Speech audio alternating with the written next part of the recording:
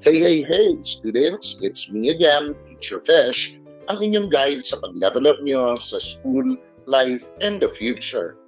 And welcome back to another exciting episode of Learning is Easy with Teacher Fish. Bago tayo magsimula, shoutout muna sa lahat ng classmates natin na nag-like, nag-subscribe, at nag-iwan ng comments that are like music to my ears. Thank you so much sa inyo, guys. At sa mga hindi pa nakakapag-subscribe, ano pang hinihintay nyo? Click that button and join the fun para makapag-level up din kayo sa school, life, and the future. So let me start with this.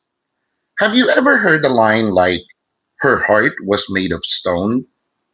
Or yung sinabi ko kanina na comments that are like music to my ears? Well, guess what? Those are figures of speech, the secret ingredients that make poems, stories, and songs more powerful and fun to read. Ready to learn about them? Tara, let's dive in. Figures of speech, or in Tagalog, tayutay, are words or phrases that don't mean exactly what they say. Ginagamit sila para gawing mas creative, mas expressive, at mas nakakakilig ang mga kwento, tula at kanta.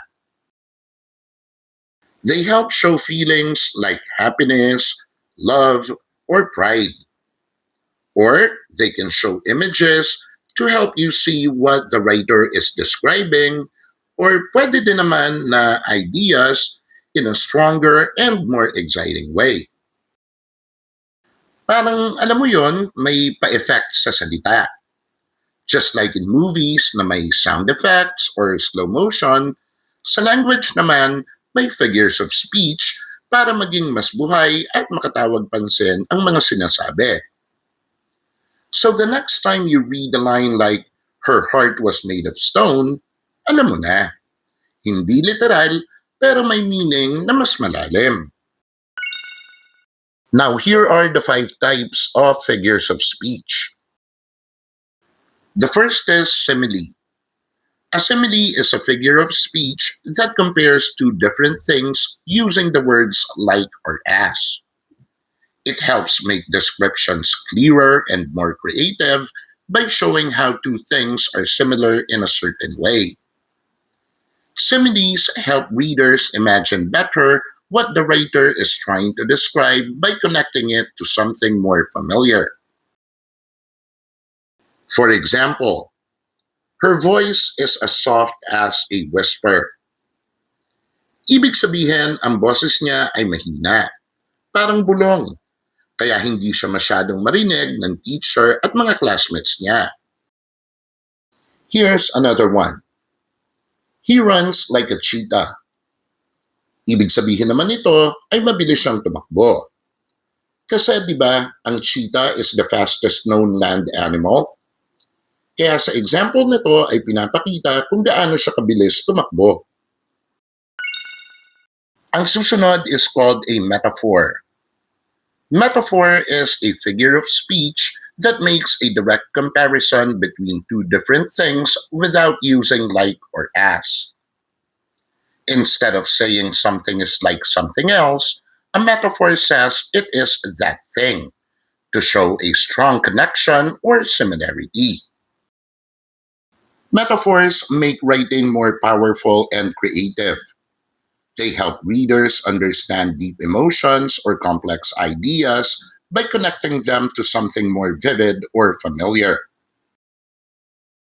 For example, "My mind is a battlefield." This sentence doesn't mean that the person's mind is literally a place of war. Instead, ipinapakita nito na ang mind niya ay puno ng isipin, pag-aalala, at mga desisyong mahirap pag-isipan.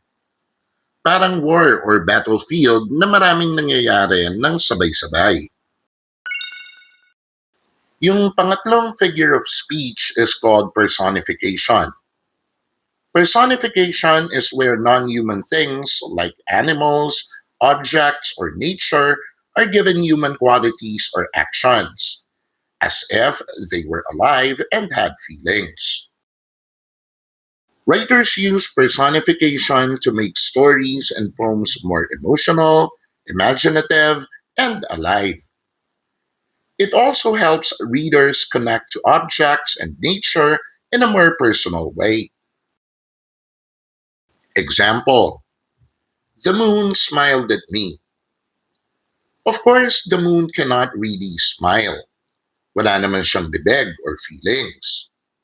But in this sentence, binigyan ang moon ng quality to describe as if it were a person showing kindness or comfort. This helps readers imagine the scene more clearly and feel the mood that the writer wants to show. Maybe peace, calmness, or magic. Next, hyperbole. Hyperbole is a figure of speech that uses extreme exaggeration or super OA to make a point or show strong emotion.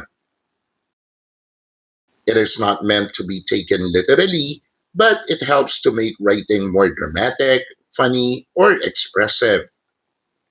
It can also add humor or show how a character really feels in an extreme way. Here are some examples. I'm so hungry I could eat a whole cow. And his bag weighs a ton. Hindi literal ang ibig sabihin ng mga examples natin.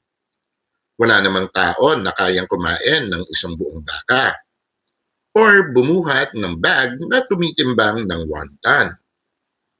But the exaggeration helps the reader understand that the person is very hungry or the bag is very heavy. The last is irony. Irony is a figure of speech where the opposite of what is expected happens or is said. O sa Tagalog, kabaliktaran ng inaasahan ang nangyayari o sinasabi. Irony can be verbal, or what is said is different from what is meant. Pwede ring situational, or the opposite of what is expected happens, or pwedeng dramatic, kung saan the reader knows something the character does not.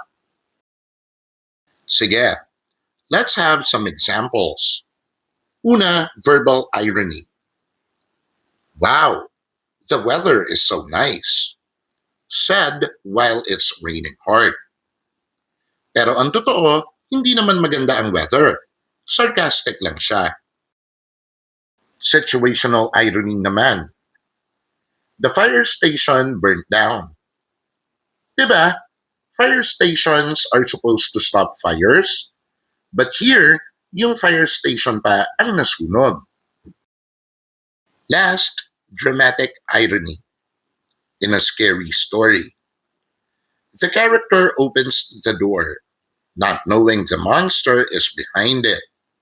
But the reader knows.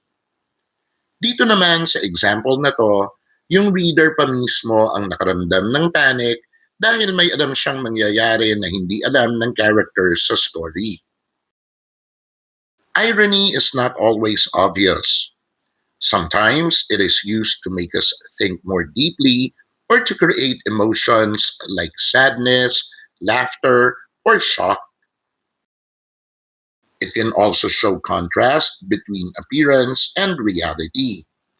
Ito yung what seems true versus what is actually true. But here's the more important question. How do we analyze figures of speech in literary texts? Analyzing figures of speech means looking at how they help us understand the deeper meaning of the text. And to do this, you have to spot the figure of speech. Look closely at the images and phrases.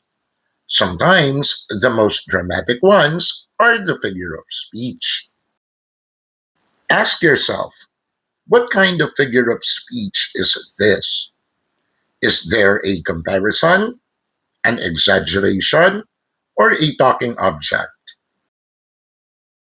Next, understand the feeling or message. Figures of speech are not just decorations.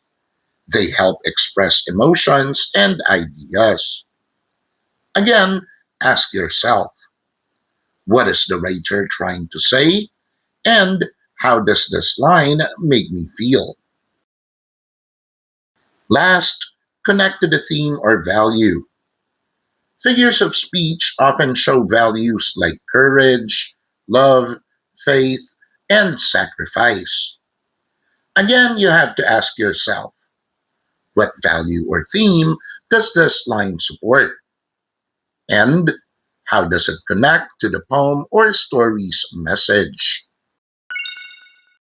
For our fish tips, lagi niyong tatandaan when analyzing figures of speech, don't just say, that's a simile. Try to figure out what it compares, what emotion or message it shows, and how it connects to the poem or story as a whole. Now it's time to check kung ano ang natutunan nyo sa ating lesson for today. For our challenge, simple lang to. Just answer the question. What is a song lyric that uses a figure of speech? Post it in the comments section and explain why it stood out to you. Nice work today, class! Natapos na naman natin ang isang lesson na siguradong makakatulong sa pag-level up nyo sa school, life, and the future. Do not forget to like this video, subscribe to the channel, and hit the notification bell para lagi kayong updated sa mga bago nating lessons.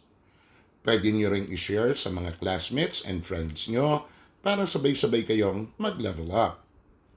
See you next time dito sa Learning is Easy with Teacher Fish.